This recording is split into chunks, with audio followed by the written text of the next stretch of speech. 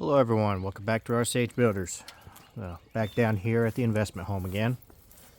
Like I think I said, I'm going to try to do at least one video down here a week, and have those coming out on Fridays. That's the goal anyways, just as long as money and time allows. We'll see. So far right now, because I'm working on doing the brick installation. Y'all would have seen that last week. And I had said in there that I've never done brick before. Personally, I've had to inspect and make sure it was done right while hiring it out. So, I mean, I know how it's supposed to be done. The main thing is just getting the mortar thickness right to where it's workable.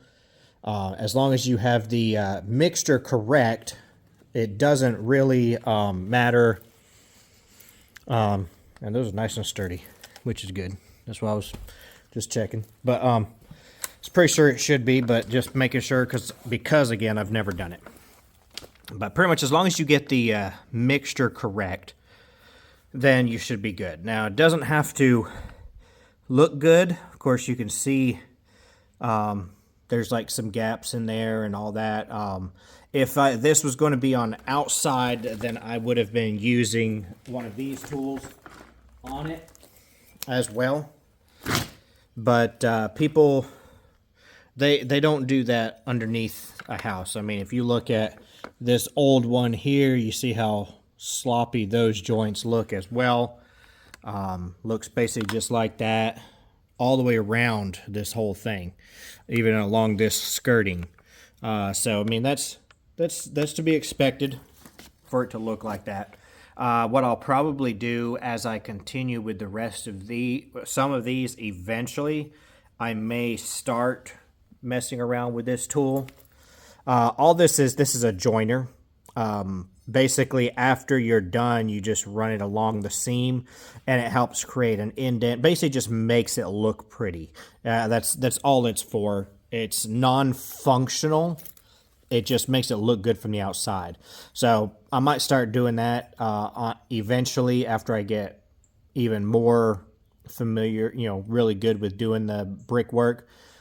Just to practice before I start actually doing it on the outside, because we've got a few spots like over there where that water line is.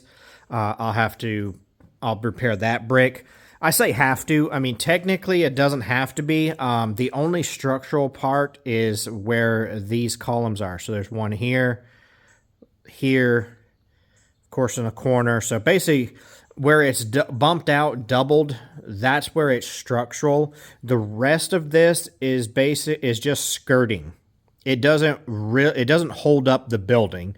It's really just there to block animals and stuff from getting into the crawl space. It just closes off the crawl space and makes it look good from the outside. But there's a few spots, especially around here, where I'll be trying to go ahead and repair in some brick and stuff. And then at the front, where that window used to be down there, way down there, I'll close that off. And when I'm doing those, I'll definitely want to use this on the outside. But for down here, it doesn't matter at all. So I got 2 piers done that first day, which I guess, it may not seem very much. I think it ended up being about, let me see, I actually wrote down the number on the back side. 36 and 44, so ended up being about 80 brick. So that's not like, really good considering, but I mean, technically that's 80 brick, and I did not start on it until probably around 11, and I think I finished around 2, so that's like 3 hours. So almost half a day. And according to what they act like on a good brick mason is supposed to be able to do between 300 and 500 in a day. So actually not that bad, I guess, considering. But going to go ahead and get started. I've got one here, but I think I'm going to skip this one and save this one for last after I've set the beam down on the others. Just so I can keep that jack there until then. But I've got 1, 2, 3 more on this side, and then of course we've got the other beams. So I'm just going to get started. First thing I'm probably going to do is go outside and get mortar. I do have, I'm not mortar, sand for the mortar mix. And maybe water. I think I still got plenty of water. But we'll get that and then come back down here and start mixing. I do have another bag of mortar if I end up needing it. So, but yeah, I'm going to get started. Probably most of this will be just hyperlapse with music because that's pretty much all I'm going to be focusing on today, is trying to get as much of the piers done as possible.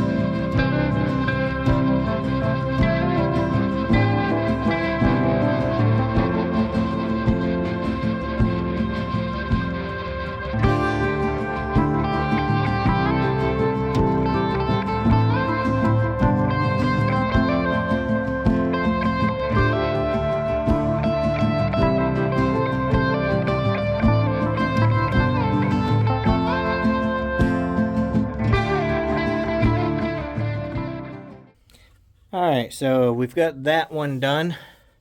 That makes 2 piers completed today. These 2 are a lot bigger than the first 2.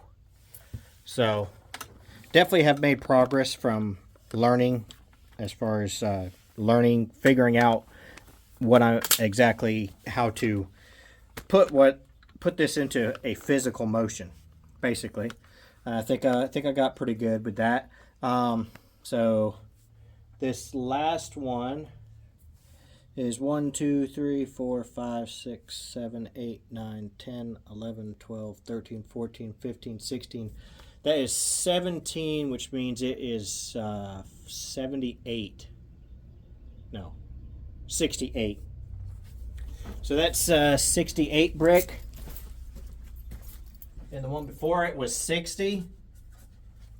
So that means that's 128. So that's a whole lot better than the first day. Then I technically got 4 down here as well.